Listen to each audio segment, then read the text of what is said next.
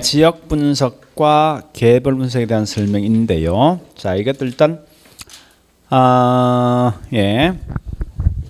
봐보자고. 이제 요건 꼭 하셔야 돼. 공부를 갖다가 하시는데,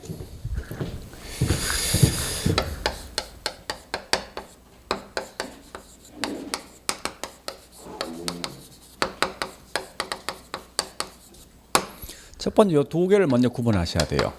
두 개를. 우리 한번 물어볼게요. 자동차란 거는요, 자동차 있는데 이게 똑같은 게 서울에 있던 여기 있는 창원에 있던 가격 차이 있습니까? 없죠, 그죠? 그리고 자동차 가격 평가할 때 그 자동차 자체는 평가하면 될 거 아니에요. 굳이 주변 환경 분석할 필요 없는 거 아닙니까, 그죠? 그 자동차 자체만 분석한다, 이게 개별 분석입니다. 그런데 똑같은 30평인데 이게 서울의 강남에 있을 수도 있고 창원에 있으면 가격 다르겠다, 그죠? 이 말은 그 물건 자체도 어떤 차이가 있겠지만 두 번째 뭐 있습니까? 주변 지역도 결국은 그 가격에 영향 준다는 거예요. 그래서 항상 일반 재화들과 다르게 부동산은 반드시 뭐 있습니까? 지역 분석과 개별을 둘 하게 돼 있어요. 첫 번째 이거부터 하셔야 됩니다. 자, 요 두 개를 반드시 구분하셔야 돼요. 자, 하는데 요 지역 분석과 개별은 목적이 있어요. 자, 첫 번째 이렇게 해보자고. 이제 얘가 현재 보니까 주거 3층짜리 건물입니다. 요 건물 가격을 평가할 목적이다. 이 말은 결국은 이 물건 자체 평가하는 거죠. 이게 뭐냐? 개별 분석입니다. 그러면 이 물건 자체 분석할 목적이 뭘까? 이걸 좀 기억하시라고요. 자, 우리 학원 건물 자체를 갖다 이 분석할 목적이 뭐요? 이거 왜 합니까? 분석을. 궁극적 목적은 그 결과 우리 현재 하고 있는 파트가 뭐요? 감정평가 많은 건데요. 그지 가격 파악할 목적 아닙니까? 그래서 그 결과 이 물건 가격이 얼마 될 것인가 파악할 목적 아니에요? 그죠? 자, 이때 가격이란 건 상세한 가격, 즉 구체적 가격을 파악할 목적입니까? 대충 파악할 목적입니까? 평가하시면 대충 사는 거예요? 응? 그건 아닐 거 아니에요. 그죠? 그 결과 실제 이 물건 가격이 얼마 된다 평가할 목적 아니에요? 평가사는. 그러니까 이 말이 뭐냐? 결국은 구체적 가격을 파악할 목적이다. 보통 구체적 빼버립니다. 그러면 자, 이걸 꼭 아셔야 돼요. 항상 이 말 꼭 아시는데, 자, 감정평가사가 이 물건 평가할 때 현재 이용이 최유효용이 아닐지라도, 최유용이 뭔지 알죠? 가장 잘 이용되는 거. 최유용이 되지 않는다 해도 반드시 감정평가서는 최유효용을 전제로 평가해야 됩니다. 다시 할게요. 이거 꼭 아셔야 돼요. 감정평가사가 물건 평가할 때 반드시 기본 전제는 최유효용이 되지 않는 물건이 되어진다 하더라도 최유효용을 전제로 평가한다 이거요. 그럼 제일 먼저 해야 될 게 뭐 있습니까? 이 땅이 빈 땅이면 가장 잘 이용될 수 있는 용도가 뭐가 될 것인가? 이걸 먼저 평가해야 된다는 거예요. 그럼 물어볼게. 이제 현재 이 땅이 주거 3층인데 빈 땅이면 가장 잘 이용되는 용도는 뭐가 되겠습니까? 응? 자, 지금은 주거 3층인데요. 이 땅이 빈 땅이면 가장 잘 이용되는 용도가 뭐가 되겠냐고요. 응? 주거됩니까?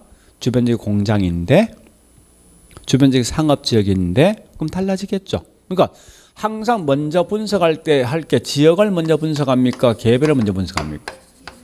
이 순서를 아시라는 거예요. 그럼 결국은 이 지역 분석하는 목적이 뭐냐? 이거 왜 하느냐 하는 거예요. 결국은 현재 이 지역의 보편적 이용, 표준적 이용이 뭐냐? 파악할 목적입니다. 그러니까 보편은 결국은 일반적, 통상적 이 말 뜻입니다. 세 보니까 대부분 다 이 지역은 상업이 주종이더라. 근데 다만 주택이 딱 딸랑 3개 있다는 거예요. 그 이 지역의 일반적 보편적 이용은 무슨 용도 되겠습니까? 상업이죠. 그럼 내 땅도 빈 땅이면 가장 잘 이용되는 용도 뭐라고? 이런 걸 파악할 목적이에요. 그런 다음에 어차피 주변적인 땅값과 내 땅값이 거의 비슷한 성향이 있다 보니까 이 동네에 있는 평당 땅값이 대충 얼마 될까 파악할 목적이죠. 그래서 이걸 보통 가격 수준이라 쓴다고. 또 헷갈리는 사람이 있어요. 요건 뭔데? 동네 수준. 그럼 이해되겠습니까? 평균적 보편 이 말 뜻이지. 그죠? 그래서 해보니까 평당 보니까 5천 하더라. 만약에 그러면 자, 내 땅이 현재 빈 땅이면 가장 잘 이용되는 용도는 상업이 될 것이고 또 한 가지 뭐 있습니까? 평당 5천쯤 되겠네. 그죠? 그러면 현재 쓰고 있는 용도는 뭐죠? 주가입니까? 어울리지 않는 거죠. 감가해 본 결과 2,200이 감가되었다. 그래서 그 결과 내 땅값 2,800이죠. 이렇게 평가하더라 이겁니다. 아마 이렇게 해야 될 것 같은데 느낌상 그죠? 그런데 이게 시험에 되게 많이 나오는데 지역 분석이 나면 무조건 요 글자 나와야 되지. 근데 이 글자 이외에 다른 용어를 쓸 수 있거든요. 자, 이거 문제 푸는 요령 이렇게 푸셔야 됩니다. 지역 반대가 뭐예요? 개별이지. 그래서 이게 딱 뜨는 순간 이 글자 보지 말고 무조건 틀리면 이게 나와야 돼. 이게. 그다음에 개별을 딱 묻는 순간 이거 보지 말고 틀면 항상 이겁니다. 그러니까 항상 이건 상반된 개념 뭐 상반된. 그러면 답을 찾을 수 있거든요. 자, 두 번째 보니까요. 두 번째. 예, 분석을 하되 얘는 우리 전체 반대가 부분이지. 그죠? 그것이 반대가 미시죠. 결국은 전체 분석은 지역 아닙니까? 그 다음에 반대는 뭐 있습니까? 부분 분석은 개별 분석. 그것이 반대가 뭐죠? 이렇게 내용을 가시면 돼요. 물론 요 가격 재원칙은 제가 다음에 설명할게요. 일단 요거부터 먼저 하셔야 됩니다. 자, 일단 요 관련돼 있는 내용을 먼저 문제. 자, 문제를 통해 풉니다. 문제 가볼게요. 어디 가보는가 하면은 280페이지에 있는 내용 갑니다. 280페이지 1-11 가볼게요. 자, 280페이지 1-11 지역을 딱 묻는 순간 다른 거 쳐다보지 말고 저기 있는 저 글자 있죠, 그죠? 예, 표준적 이용 가격 수준이죠. 예, 그래 보시고 또 한 가지 우리 밑에 뭐 있습니까? 쭉 가볼게요. 1-14 가볼까요? 가보니까 표준적 이용 서 있죠. 서 있는 순간 무조건 지역 이래 가 있다 항상. 또한 쭉 가서 지금 기본 내용 하겠습니다. 자, 저기 있는 1-2-3-2번이 있습니다. 자, 그 내용 갈 건데요. 지역 분석은 거시 분석이고 개별은 미시 분석이죠. 자, 우측에 1-2-4번입니까? 2-4번. 이게 시험 만만치 시험 나왔거든요. 이 문제요. 그죠? 항상 보니까 지역을 먼저 한다죠. 개별보다. 자, 일단 요것까지 정리해 보시고 그 다음에 다시요. 어딜 보는가 하면요. 2-11 갑니다. 2-11 가보니까 서 있는 게 보니까 체유형이 서 있거든요. 예, 이건 개별 분석이죠. 어려보시고요. 또 한 야침 2-3번 설명이 쭉 된 다 보시면 키워드가 뭐냐 보시라고요. 그래서 보니까 거기 뭐 가격을 판정 나 있죠. 우리 보통 이제 앞에 구체적 보통 빼버립니다. 그냥 가격 판정 나온다고. 그래서 항상 조심할 건 가격 수준은 분명히 아니에요. 수준을 말하는 동네 수준 아닙니까? 그죠? 그 말씀 안 틀려요. 가격 나오면 이건 무조건 구체적 가격이라고. 그래서 이건 개별 분석 이렇게 문제 보시면 돼요. 내용이 어려운 거 분명히 아니에요. 자, 두 번째 그러면 다시 가볼게요. 이제 지역 분석의 대상이 크게 세 개 있습니다. 맨 먼저 인권 지역, 두 번째 유사 지역, 세 번째 동일 수급권. 요 세 개요. 자, 하나 물어볼게요. 이제 우리 가끔 이 말 쓰거든요. 자, 보세요. 우리 동네란 말이 있고 유사 동네란 말이 유사 동네. 그죠? 그럼 비슷한 동네인데 항상 얘는 누가 유사한 겁니까? 우리 동네하고 비슷한 거 아닙니까? 그죠? 그러니까 동네가 비슷한 거예요. 이때 요거 두 개에 대한 구분 기준은 뭐냐는 거예요. 누가 있고 없고 차이야. 그지? 그러니까 내가 있는 게 뭐 우리 동네지. 내가 없으면요? 그러니까 이 말은 내가 누구냐? 대상 부동산. 예? 그러니까 대상 부동산 있는 지역이 다른 말로 이게 인근 지역이야. 대상 부동산 없는 지역이 뭐냐? 유사 지역이라고요. 이해됩니까? 항상 내가 있을 때 우리 동네 아닙니까? 내가 없으면 우리 동네에서 말을 못 쓴다고 사실은. 그러니까 그걸 구분하셔야 돼요. 그러면 자 봐볼게요. 이제 이런 겁니다. 서울에 보니까 여기 남대문 시장이 있는데 남대문 시장 안에 보니까 횟집 3층짜리 건물이 있어요. 여기 대상 부동산이거든. 여기 남대문 시장 자체 뭐 됩니까? 인근적 되겠지. 그 남대문 시장과 비슷한 시장이 무슨 시장? 동대문 시장. 이게 무슨 지역? 유사 지역. 자, 창원에 있는 중앙시장이 무슨 지역? 같은 시장 아닙니까? 유사 지역. 그지? 부산 지역에 있는 자갈치 시장도 이건 시장 맞잖아. 비슷한 거지. 유사 지역. 이런 거 아닙니까? 표현 자체가. 그 개념 좀 파악하시라고.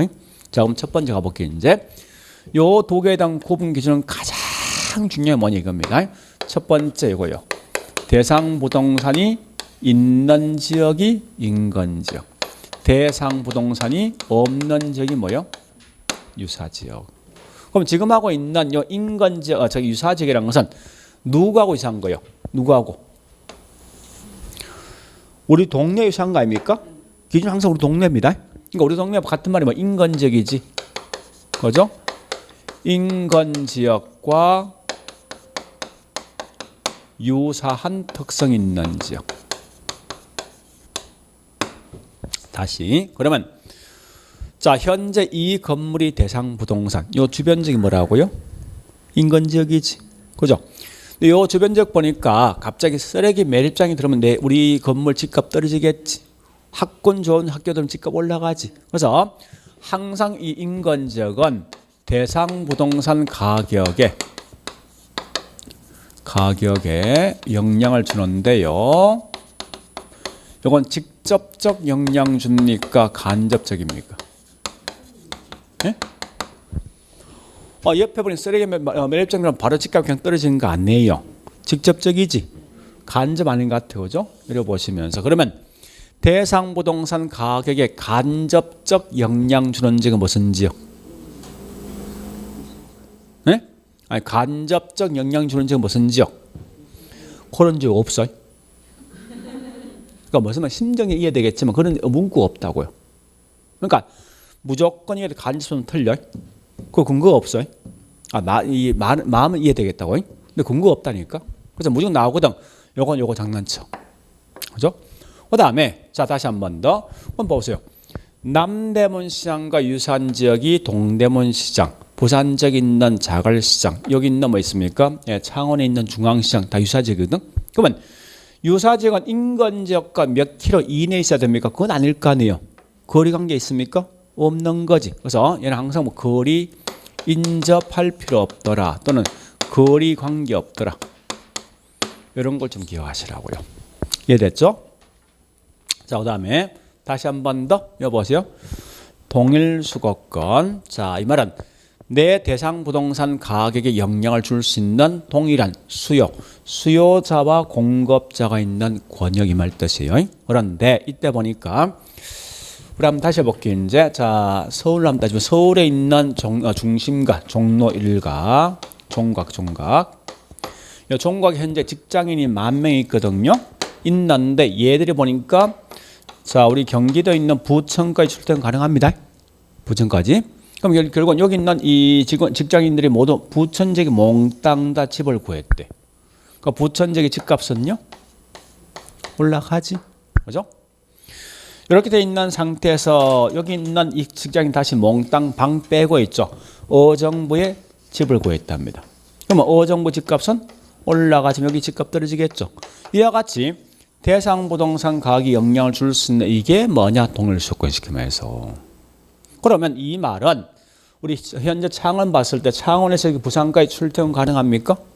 부산까지 해요. 또 반대는 어디 있습니까? 어디 할까? 뭐 진주 할까? 까지 출퇴근 가능합니까? 그럼 결국은 이 지역은 서로 집값으로 영향을 주고받는다는 뜻이에요. 이게 동일수권 시키면서. 그러면 자 다시 보세요. 우리 수도권 자체 이 동물수권 자체가 그럼 이때 보니까 우리 여기 있는 남대문 시장과 여기 동대문 시장을 서로 집값 영향 주고 받겠네. 여기 해점 요 두 개 있거든요. 내 종로 살고 있는데 어떤 나라는 여기 있는 뭐 있어 남대문 시장과 해점에서 해를 먹는 거야. 그다음에 이 맛이 없거든. 동대문 간다 갈 수 있거든요. 그 수입 영향 주겠지, 그죠? 이 전체 보통 이게 뭐 이게 동물수권 아닙니까? 그죠?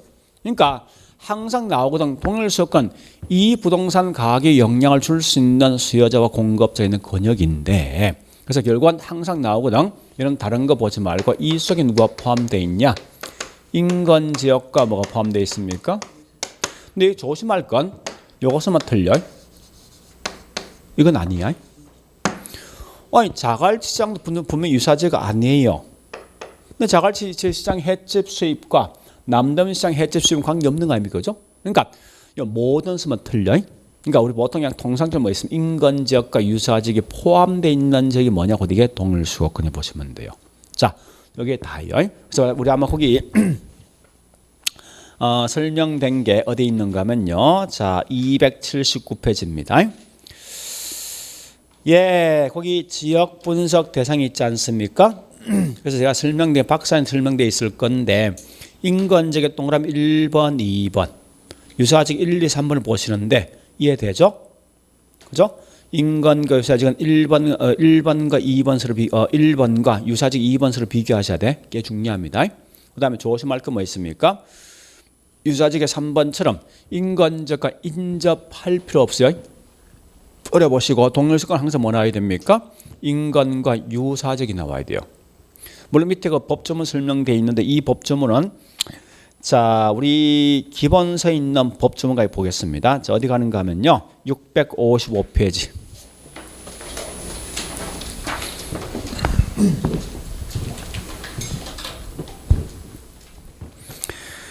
자, 맨 밑 하단에 13, 14, 15호입니다. 자, 13. 인근지역 갈 건데요. 인근지역은 가장 중요한 말이 대상이 되는 부동산, 즉 대상 부동산이죠. 이 속한 지역이다. 근데 우리 29회 때 장난치지 않습니까? 이걸 장난치면 쭉 읽어볼게요. 부동산 이용이 동질적이고 가치 형성 요인 중에 그 지역 요인 있죠. 지역 요인 가지고 개별 요인을 장난쳤다고 이거. 틀린 말로써. 30회 때. 줄 걷지 마세요. 그거 진짜 야비한 거니까.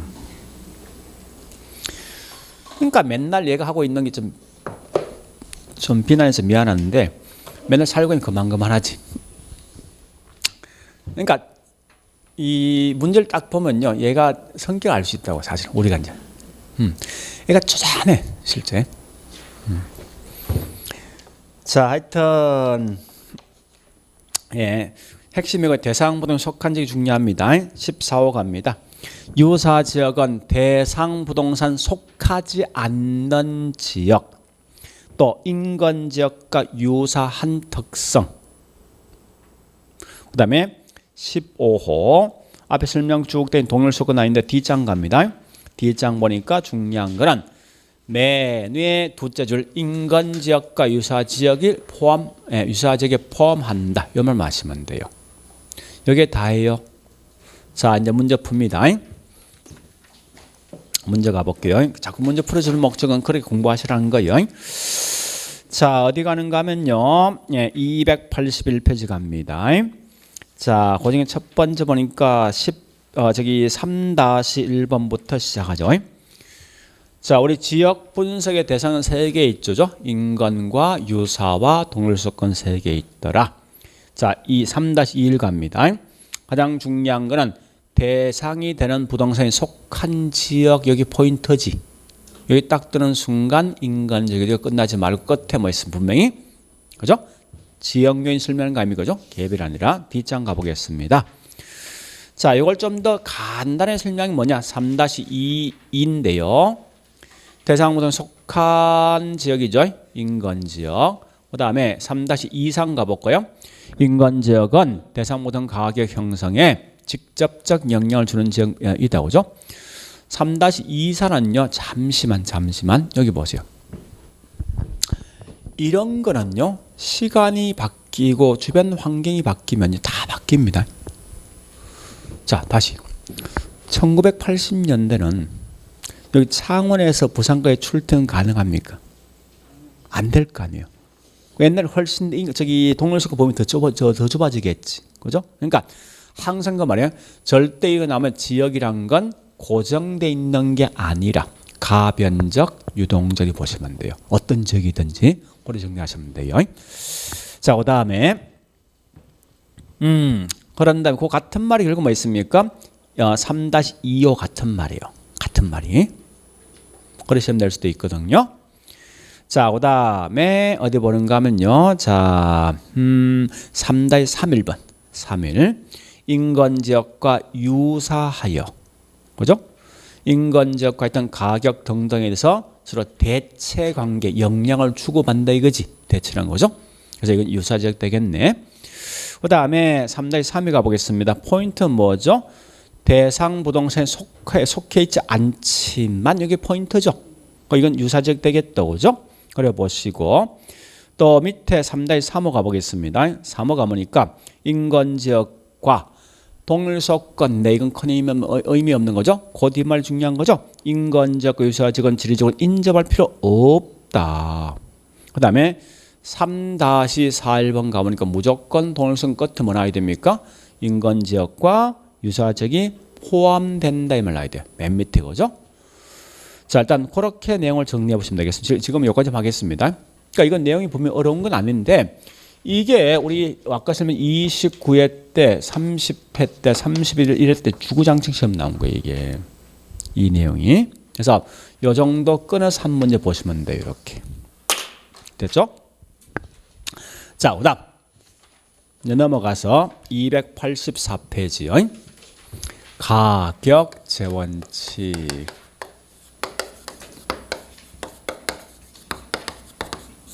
자, 보세요. 이 말이 번역하자면 감정평가사 네가 이 물건 평가할 때 네 쪼들에 평가하지 말고 응?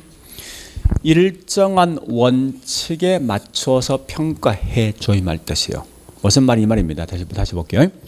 아니 옆집에서 매매된 게 5억인데 내 물건 20억 평가했듯이 이렇게 하지 말라는 거야. 응? 시장에서 매매될 값이 5억인데 이걸 15억에 평가해도 이건 말이 안 맞다는 거예요. 응? 그래서 이런 원칙에 맞춰서 평가해두려는 건데 이 원칙이 딱 한 개만 있지 않고 이 재란 건 한자로 여러 개 숫자입니다. 여러 개 원칙이 있다 이 말 뜻이에요. 그 원칙이 총 몇 개 있냐? 총 13개 있습니다. 13개. 그래서 우리 아마 284페이지 맨 위에 표가 있죠. 그죠? 자, 원칙이 총 13개 있습니다. 있는데 이거 암기하려면 안 할 거죠. 그러니까 암기하지 마세요. 할 필요 없으니까. 암기 안에서 문제 푸는 방식이 있거든요. 자, 이 문제 푸는 방식이 우리 옛날에 한번 생각해보죠. 이 말 한 적 있죠? 투자 위험. 위험이란 말 뜻이 뭐예요? 투자 위험에서 위험 말 뜻이 투자는 목적이 뭐 할 목적이에요? 근데 수익은 이미 나왔던 수익 어떤 수익? 그렇지. 그러니까 위험이란 말은 이만큼 수익이 나올 건데 실제 수익이 안 나온 거지. 여기 위험 아닙니까?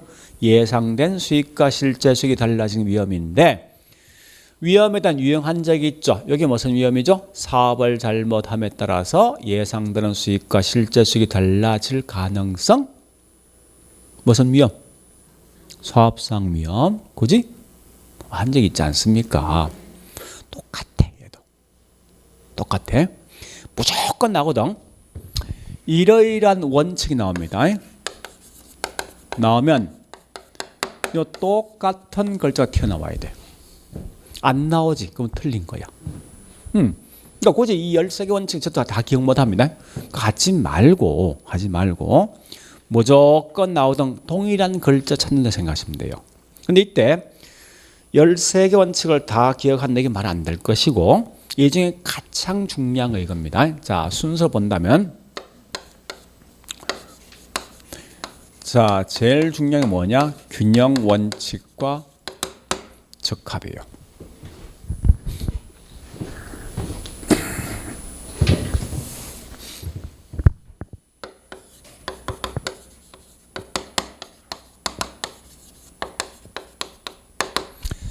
만약에 우리 실제 우리 중개사 시험처럼 우리 개론 과목이 총 40문제입니까? 그죠?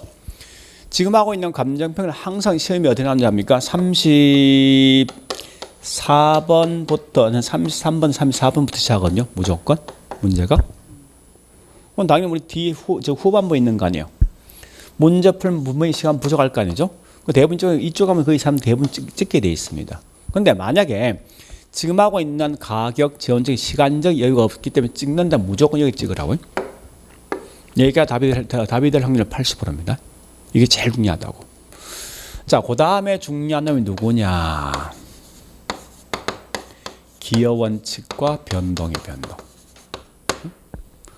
그 다음에 중요한 놈이 누구냐? 네. 뭐 이런 그냥 가볍게 보시면 경쟁 원칙, 그 다음에 대체 원칙. 아마 요것만 아시면 답을 맞출 수 있을 거야. 100%. 100% 이상은 아주 99.9%.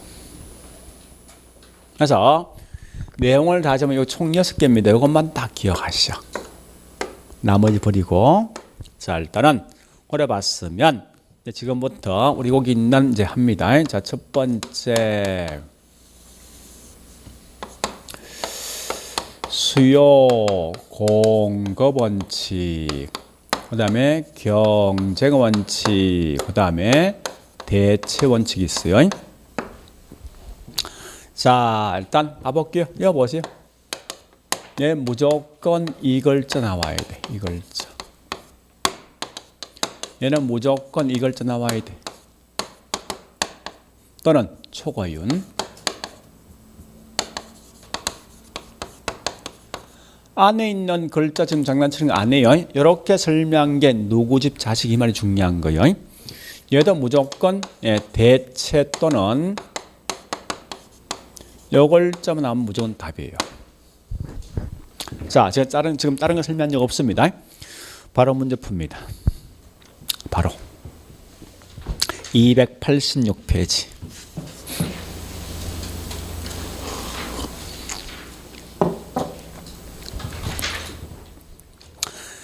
자, 2번부터 시작합니다.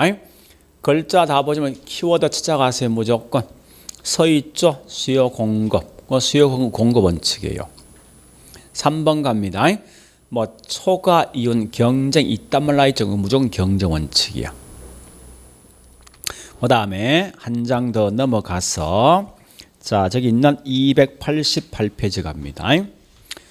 8-1번과 8-1번 쭉쭉쭉 읽어보시고, 뭐 하여튼 이거 설명 열심히 되어 있지만 다 필요 없이 뭐 있으면 무조건 효용 나 있지. 효용 나 무조건 대체야. 그 다음에 8-2번은 뭐 있습니까? 쭉쭉쭉 설명되어 있는데 대체란 용어도 있고 쭉 가보니까 효용도 서 있거든요. 그죠? 셋째 줄에. 8-3번도 뭐 있어 보니까 대체 관계, 대체 서 있죠? 그럼 무조건 대체 이건. 볼 거 없다는 거야. 깔끔해. 그래서 어떤 분이 앞 글자가 또 암기한 사람이 13개를 다 있어요. 앞 글자 가지고. 그건 내가 봐서는 좀 뭐야. 하여튼 그래.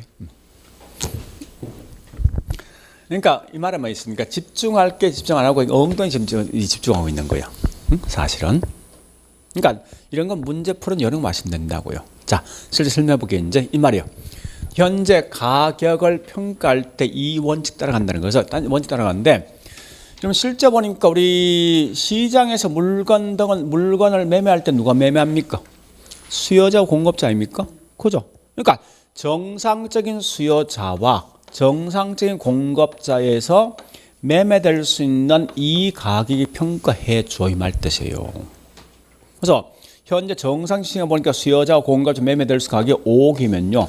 5억 언저리 평가해 주실 때 6억, 7억 평가하지 말한 거야. 곧 그게 뭐냐?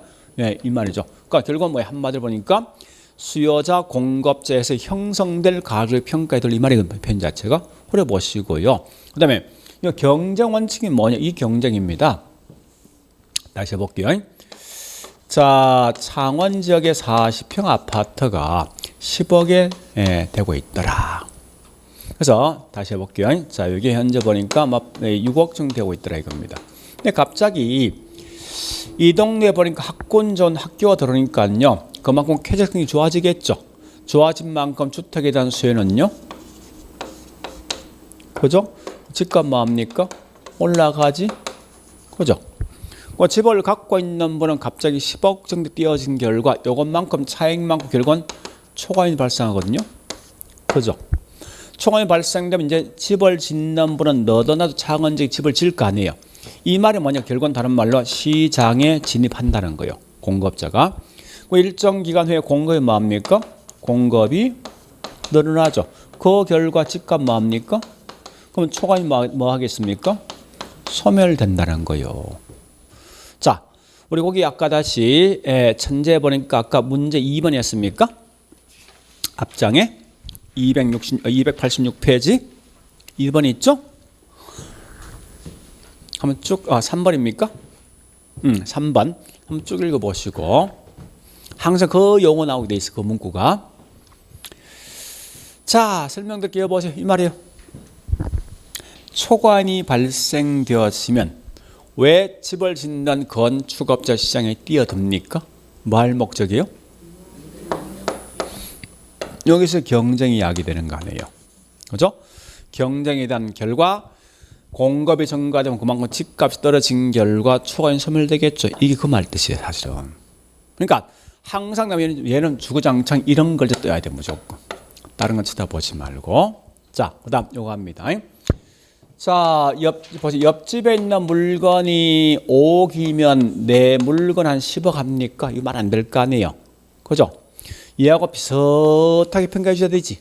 그러니까 항상 감정평가서 평가할 때 대체 가능한 물건과 비슷하게 평가해 달라는 거예요. 우리 대체란 말 뜻이 뭐냐? 서로 바꿀 수 있는 거지. 우리 정확한 말 뜻이 뭐냐? 동일한 효용을 갖고 있는 물건에서 바꾸는 거예요. 그러니까 효용이 비쌀 때서 바꿀 수 있는 거거든요. 그래서 같은 말 항상 뭐 있습니까? 여기 있는 이런 말이 나왔을 때 이게 다른 말로 대체 원칙 보시면 돼요. 자, 일단 요것만 하시면 돼요. 그래서 우리 아까 문제 풀었듯이 내용을 필요하게 설명할 수 있지만 이걸 다 할 필요 없이 그냥 이런 글자 들으면 된다라고 보시면 돼요. 가볍게. 됐죠? 자, 그다음에 다시 자, 또 다시 보니까 어떤 게 있는가 하면요. 예. 284페이지입니까? 자, 가로 3번 갑니다. 자, 우리 수업 시간 안 하는 그냥 넘어가세요. 큰 의미 없으니까 가로 3번 갑니다. 변동이란 원칙과 그 다음에 예측. 자, 예측 같은 말이 뭐냐? 예상 원칙. 자, 다시 보세요. 이제 이거 보세요. 하나 물어볼게요. 우리 학원 건물 가격은 지금과 3년 후, 3년 전 가격 같습니까? 바뀌죠. 자, 이 말이요. 가격은 깔끔해. 가격은 이러이러한 요인 때문에 그 결과 뭐 있습니까? 변화한다. 변동한다. 이 끝이 끝. 이 원인은 되게 많습니다. 보통 우리 변동 원칙은 보통 지문이 좀 긴 편이거든요, 사실은. 그래서 나오면 무조건 가격은 뭐뭐뭐 때문에 항상 변화했으면 변동 원칙이라고요. 이런 거 아닙니까? 아까 했듯이 우리 학원 주변 지역의 쓰레기 매립장 들으면 가격 떨어진다. 학군 좋은 학교 들으면 가격 올라간다. 등등 예가 꽤 많거든요. 그 예를 다 보지 말고 일단 그와 같은 원인데 그 결과 가격이 변한다면 변동 원칙입니다. 그렇게 하시면 돼요. 그러면 이 말은 시간이 변하면 항상 가격이 바뀌는 거죠. 그래서 보통 이 나옵니다. 나오면 이 말 있죠. 시점 있죠. 시점 값으로 관련된 건 전부 다 변동 원칙이에요. 이 시점 어떤 시점인지 압니까? 예, 기준 우리 아까 기준 시점 한 적이 있죠. 그죠? 또 우리 그 외에 뭐 여기 시점 수정 이런 말 가끔 나거든요. 이런 말 하면 좀 이건 몽땅 다 변동 원칙 보시면 돼요. 왜? 시간이 변하면 가격 바뀔 것이니까. 자, 그래서 시점에 대한 이론적 근거됩니다.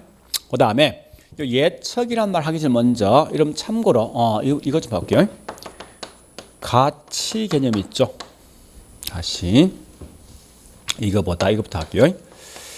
부동산 가격도 원래 이 말입니다. 예측할 수 있고 측정할 수 있고 파악할 수 있다 하면 곧 이건 다른 말로 예측 원칙인데 이건 큰 의미 갖지 마세요. 이런 거거든요. 자, 다시. 자, 현재 이 땅이 농지인데 국가에서 뭐라냐니까 야, 이거 3년 후에 상업용 용도로 변경되어진다라고 지금 발표하면 땅값은요? 올라갑니다. 그러니까 자, 이 말은 지금 이렇게 발표한 순간 이 가격을 측정할 수 있죠. 지금 예측할 수 있거든요. 이런 결정이 다른 말 예측 원칙인데 앞으로 보니까 이렇게 나옵니다. 항상 이런 가치 개념과 서로 관련 원칙이 뭐냐고 예측 원칙인데요. 적어도 지금 하고 있는 가치 개념은 좀 기억하세요. 가치 개념. 자, 원래 가치 개념 이 말입니다. 이렇게 해볼까요? 자, 가치란 장래 기대되는 기대되는 편익을 자, 그냥 쭉 써볼게요. 장래 기대되는 편익을 현재 가치로 환원한 값입니다. 이런 개념 좀 아셔야 돼요. 환원한 값. 여기 가치. 그러니까 기대라는 건 예상이죠. 나중에 할 거예요. 절대 이거 아셔야 돼요. 부동산 가격은 여러분들 현재 이용 대가는 아니에요. 만약 현재 이용 대가만 가격이라면요. 보세요. 지금 발표해서 이 땅이 현재 농지이지만 3년 후에 보니까 이 땅이 상업으로 용도가 변경되어진다 하더라도 3년 동안 땅값 고정돼 있어야 돼. 만약 현재 이용 대가만 가격이라면. 그죠? 근데 실상 뭐 있습니까? 이 땅이 3년 후에 상업으로 용도가 변경되어진다고 지금 공시하면 바로 땅값 올라가거든요, 이게. 왜 그렇냐? 아마 보니까 3년 후부터 상업을 이용되면 수익이 훨씬 더 크게 뛰거든, 이게. 그죠?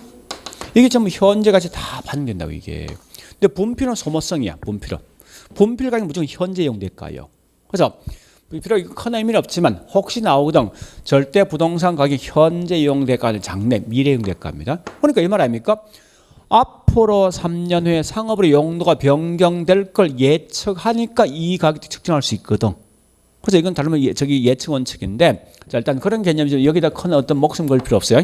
요거 맞습니다. 변동 원칙만. 자, 변동 원칙 바로 갑니다. 문제를 풀 건데요. 어디 보는가 하면 변동이란 놈이 어디 있냐? 저기 있나? 287페이지요. 6-21 22 두 개 있어요. 6-21 2가 있고 뒤에 6-23이 있는데 자, 6-21 가보겠습니다. 대체로 변동은 이렇게 지문이 좀 길거든요. 긴데 자, 거기 뭐라 해서 부동산 가격도 중간에 이것저것 쭉 설명되어 있는데 그 결과 인과 단계에 따른 뭐예요? 변동 과정이 있다. 변동한 네 말이지. 다 빼버리면. 그죠? 그래서 이건 변동 원칙. 그러니까 그 중간에 알 필요 없습니다. 이 중간에 원인 자체 꽤 많고 수백 개 넘거든요. 그거 다 하지 말고 그냥 부동산 가격도 변동한다. 변한다 쓰면 변동 원칙이라고. 그 다음에 밑에 있는 6-2처럼 뭐 있습니까? 시점과 관련돼 있는 시점 관련 원칙이 뭐냐면 이건 무조건 변동 원칙이에요. 자, 뒷장의 내용은 다음에 설명할 거예요. 이거 지금 하지 않습니다. 그 다음에 자, 네 번째 다시 앞장 갑니다. 자, 우리 저기 뭐 있습니까? 285페이지 갑니다. 이제 그 가로 4번에 기여 원칙과 수익 최종 체감과 그 다음에 수익 배분이 있는데 여러분 알 건 두 개 마시면 돼요. 기여 원칙 같은 말이 뭐냐? 공헌 원칙. 그 다음에 수익 배분. 같은 용어 자체가 뭐냐? 이익력 생산 원리. 이렇게 보셔야 돼요. 그럼 참고로 수익 최종 체감은 시험 안 나옵니다. 그거 시험 내면 안 돼. 왠지 압니까? 이런 게 있어요. 원래 지금 현재 우리 하고 있는 이 부동산 학이란 건 미국에 있는 원서를 그냥 그대로 뺏겨왔거든요. 지금 하고 있는 감정평가 파트는요, 미국의 감정평가 실무 지침서가 있어요. 여기 보니까 이 지침서가 항상 3년 또는 4년 상 내용이 바뀐다고요. 그래서 한국에 도입된 게 제7판, 그다음 제8판, 그다음 제10판, 지금 제12판이 도입되어 있을 거예요. 근데 이때 원래 가기 전 재원칙은 사실 11개라고요. 그래서 이게 7판 73년도에 도입된 건데 이때 11개 원칙이 있는데 제9 11판에 가면요. 여기 있는 것 중에 2개가 빠져나가고 있죠. 2개 더 첨가되거든. 근데 문제는 뭔가 하면 이게 한국에 맨 먼저 부동산이 도입한 게 일본 책을 먼저 가져온 거 아니에요. 원래 미국에 있는 게 일본 넘어서 한국이 이렇게 넘어옵니다. 여기 제7판 최초 얘기 들어갔거든, 한국에. 근데 2001년도에 이게 다시 바뀌었어요, 이렇게. 여기 또 같이 들어왔거든요, 동시에, 한국에. 동시에 들어온 게 결국 이게 같이 쓸 수, 혼용해 쓴다고. 그러니까, 원칙 11개인데요. 이게 뭐 있습니까? 갑자기 2개, 이게 도마 안 간 거예요, 한국에서는. 그래서 이걸 쓰게 된 거예요, 사실은. 근데 그 중에서 수익 체증 체감은 이건 어떨 땐 요 집안 들었다, 어떨 땐 빠져나간다고. 그래서 시험 못 내. 그러니까 수익 체증 체감은 그냥 넘어가시고, 요 2개만 좀 정리하시죠. 자, 봐볼게요. 이제 기여원칙 이거 보세요. 어려운 거 아니에요, 이거. 자, 3층, 4층 건물이 있는데 기여한다, 공헌한다 이 말 뜻이에요. 자, 이 건물 전체에 있는 가격이나 수익이 10억 정도 한답니다. 그러면 하나 물어볼게요. 토지가 1층이, 2층이, 3층이, 4층이 이 전체 10억 가격에 영향 주는 거 기여하는 게 다 똑같습니까? 월세 1층이 같냐? 틀리겠지. 그 기여증 틀리겠다죠? 그걸 알아보니까 토지란 게 전체 있는 가격의 3억 정도, 2억 5천, 2억, 1억 5천, 예, 이렇게 1억 영향 줘서 어떻게 10억이 되었답니다. 이 말 아닙니까? 토지랑 구성 부분이 전체 있는 가격에 어느 정도 기여할래? 2층이 전체 가격에 어느 정도 기여할래? 이런 걸 알아보니 뭐냐? 그게 기여 원칙이라고. 이해됐죠? 그럼 항상 얘는 뭐 나와야 됩니까? 구성 부분과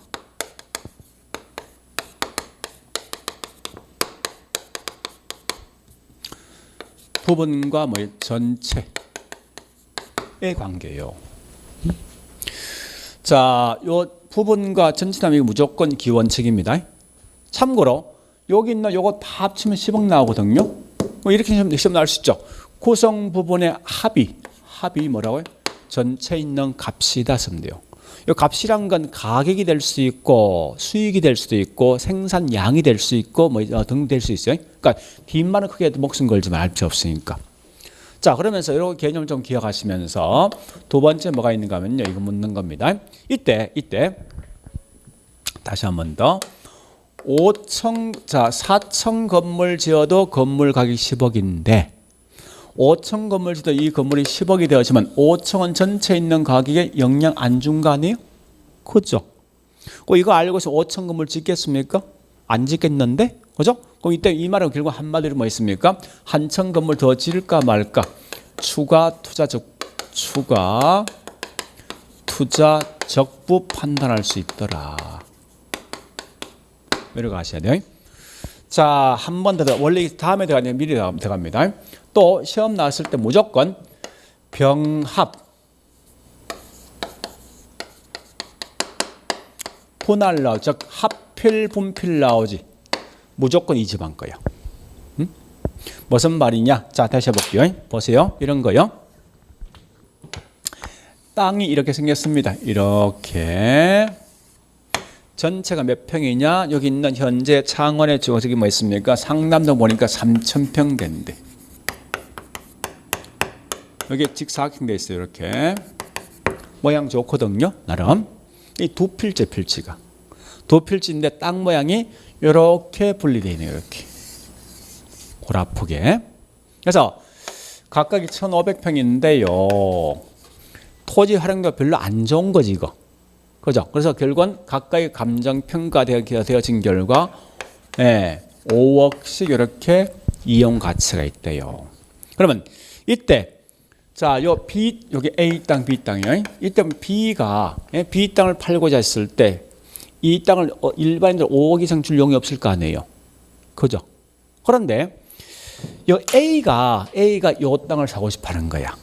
A가. 그래서 여기 전체가 한 필 때문에 이게 얼마든지 압니까? 이게 20억 가치 있는 거예요. 만약에 요 B가 이걸 알고 있어요. 알고 있는 결과 B가 얘한테 뭐라고 하면 야 이거 13억 줘 라고 했을 때 살 거야 말 거야?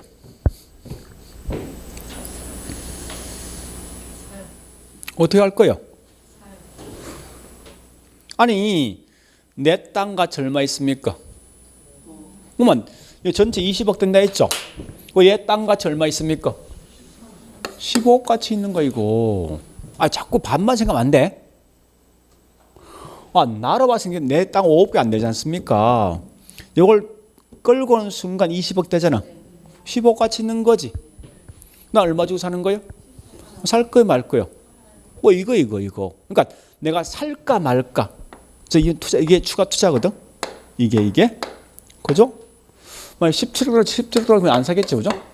그러니까 이와 같이 추가 투자 적법 판단은 전부 다 이건 몽땅 다 기업 원칙. 그러니까 이 말은 이 땅은 전체 가격 15억 가치 있다는 거예요, 이게.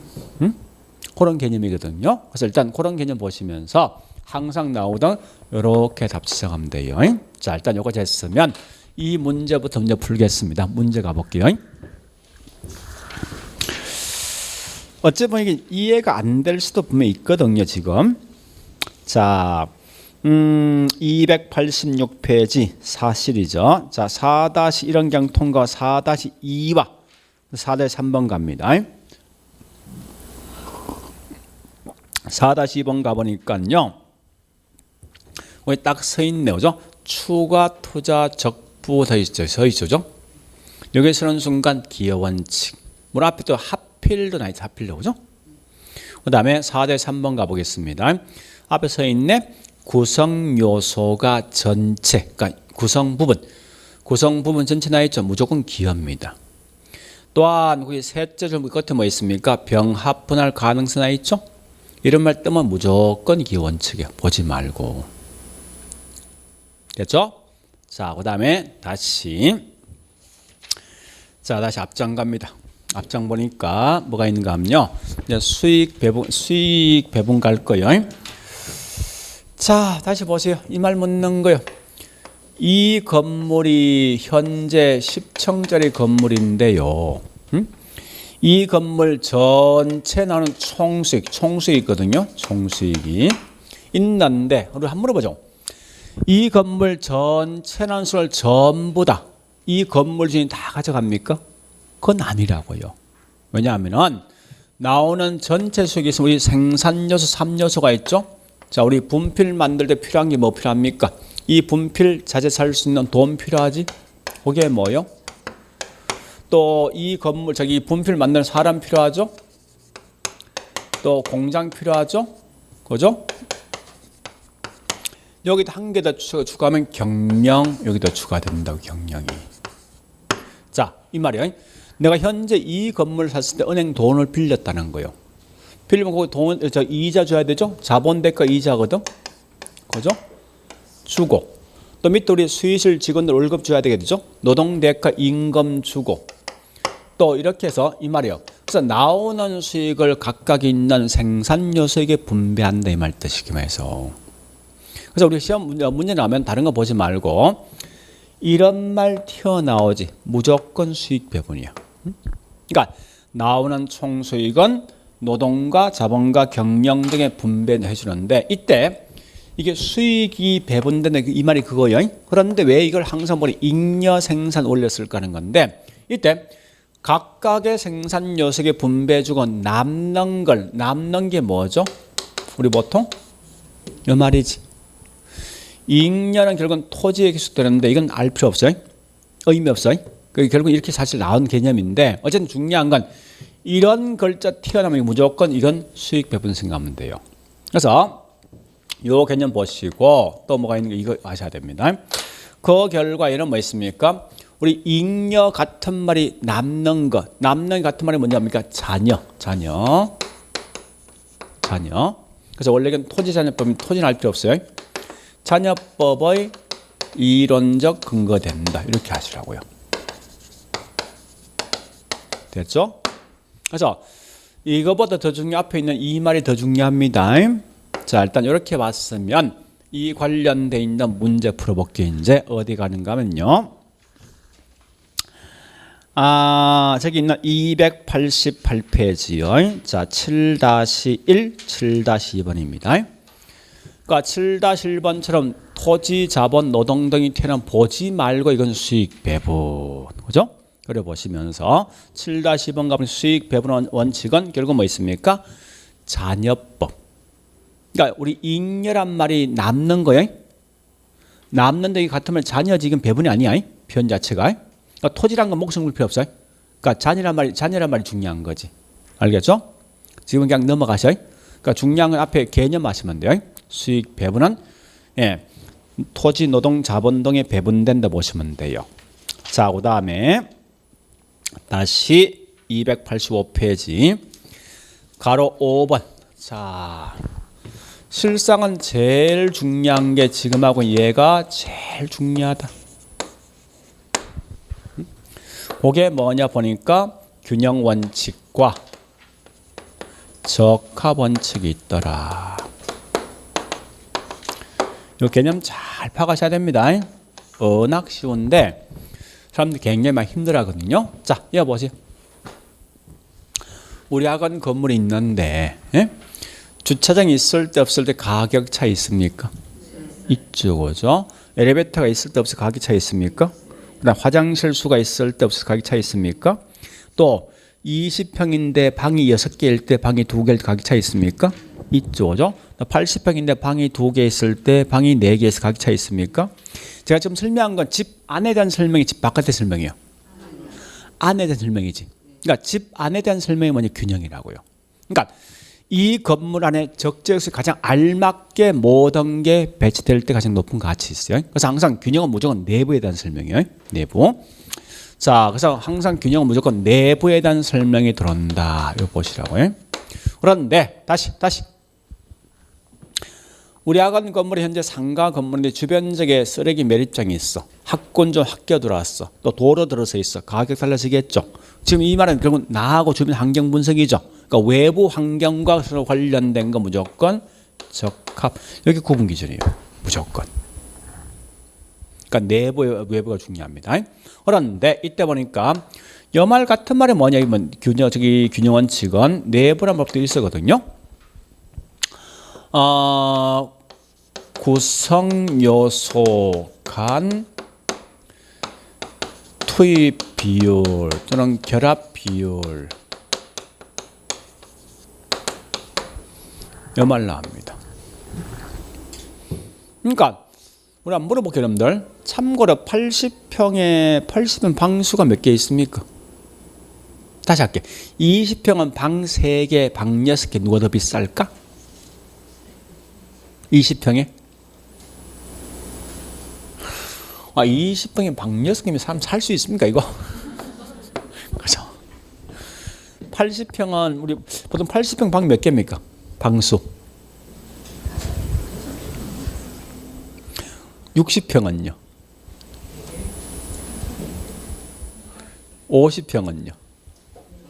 40평은요? 40평이냐 80평 거의 방 한 4개밖에 안 될걸요? 그죠? 조금 거의 한 5개 될까? 그런 거예요. 자, 일단 그와 같이 지금 제가 설명한 집 안에 대한 설명이 들어온 거지. 그러니까 80평 적정한 방수가 5개다. 근데 화장실 2개 필요하다. 이런 거 아닙니까? 그죠?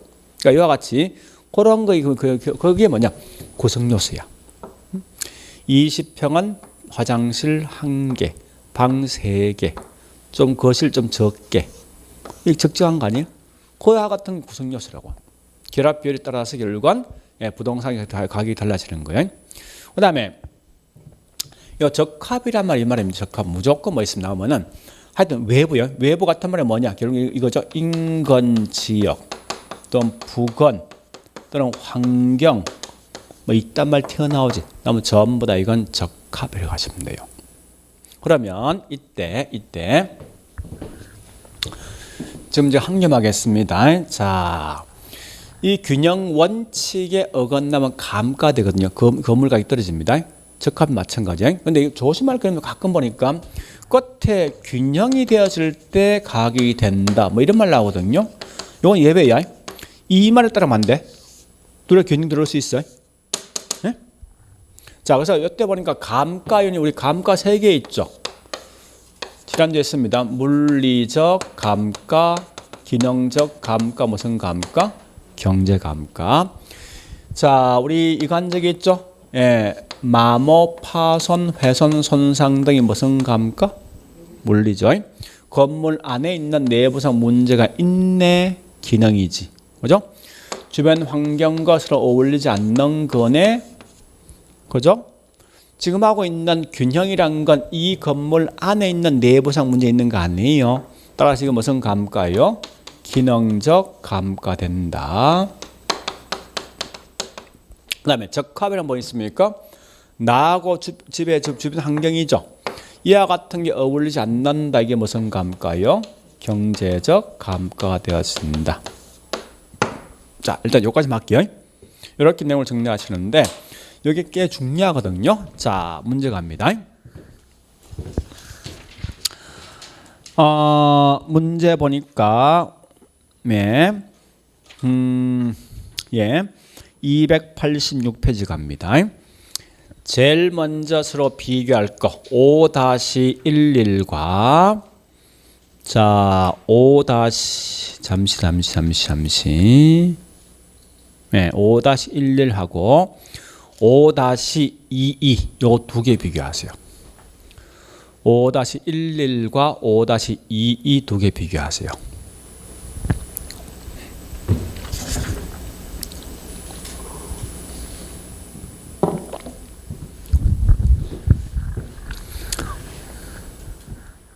자, 이어보세요.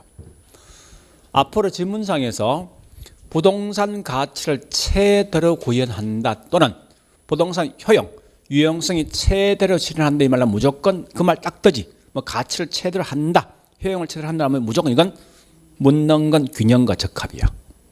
그 말 딱 뜨는 순간 그거 뒷글자가 그래요. 뒷글자 설명 보니까 내부면 균형, 외부면 적합이라고. 여기 문제 찾는 방식입니다. 그래서 현재 5-11 가보니까 뒤에 투입되는 생산요소 결합율 이건 집 안, 집 바깥. 투입된 생산요소 결합율 이 말은 60평인데 방 몇 개 할래? 화장실 몇 개를 묻는 거 이거는. 이건 집 안이지. 그래서 균형될 것이고 5-2 가보니까 그 5탄에 부동산 유효가 이고 유용성이 최고도로 발휘되기 위해선 그 지역에 그 부동산 속한 환경 나 있지. 그 환경 나면 적합이라고. 그게 문제 푸는 방식이에요. 자, 다시 5-12 가볼게요. 앞에 서 있네. 내부 기능. 내부 나 있지. 집 안이지. 또 더 한 번 더 확인 사살되어 있죠. 기능적 감가. 그래서 이건 균형. 그죠? 그래 보시고 5-13 가볼게요. 내부 구성 요소 간 내분의 이거 균형되겠죠. 그죠? 때에 따라 5-14처럼 시험 냅니다. 현실적으로. 자, 천정이 높다. 그죠? 복도 높죠. 자, 천정 이건 집 안, 집 바깥. 집 안이지. 이건 균형이죠. 그럼 그 반대로 뭔지 압니까? 5-23. 5-23간 편의시설 이점 부지 선택할 때 후보 지역 분석. 무슨 분석? 지역 분석. 지금 후보 지역 나온 거 아닙니까? 지역이니까 이거 뭐 있습니까? 적합. 뭐 깔끔하네 뭐니까 이거. 자, 여기까지 끝. 그래서 요 두 개 중에 무조건 최소 한 개 하면 두 개 다 나올 수 있어. 두 개 다. 알겠죠? 자, 그래 보시고 좀 쉬었다가 그럼 한 개 더 할게요. 자, 노는 김에 하나 더 해보자고요. 뭘 보는가 하면요. 289페이지 갑니다. 자, 9-1 가볼게요. 박스. 자, 이거 보세요. 최근에 이런 시험 꽤 많이 나오거든요. 그럼 자, 제일 중요한 건 이 칠판 보시고. 박스가 딱 나오면요. 묻는 건 대부분 다 첫 번째 해야 될 거 뭘 문제 압니까? 이 집 안에 대한 설명, 집 바깥 설명 먼저 기억하시라고. 이걸 확인해야 돼. 대부분 다 시험 내면 거의 다 균형과 적합 내게 돼 있으니까. 그러면 그 9-1번은 얘가 설명한 게 집 안에 대한 설명이고 집 바깥의 설명입니까? 느낌이. 집 안이지. 뭐 화장실에 뭐가 문제 있는 거 아닙니까? 그럼 무슨 원칙? 균형이지. 밑에 있는 9-2번 가볼까? 9-2번입니까? 이건 집 안, 집 바깥. 지역 나 있지. 지역 분수 나 있죠. 집 바깥이나. 무슨 원칙? 적합. 그런 거요. 하여간 자 이런 건데 할만하죠, 그죠? 근데 문제는 뭐 있으면 집에가 몰라 이제.